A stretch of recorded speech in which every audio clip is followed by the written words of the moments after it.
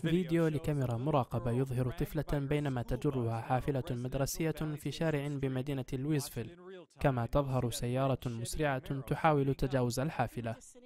الجارة إستر كارشنر قالت إنها اعتقدت أن سائق السيارة كان يقوم بأمر طائش، لكن تبين لاحقا أنه كان يحاول إيقاف سائق الحافلة،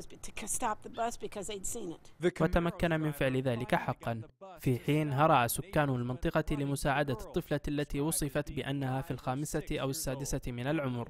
وتم نقل الطلاب الذين كانوا في الحافلة إلى واحدة أخرى، وسيتم التحقيق في الحادثة.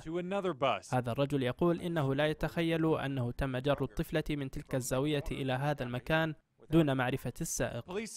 وقالت الشرطة إن الطفلة كانت تغادر الحافلة عندما علقت حقيبتها بالباب.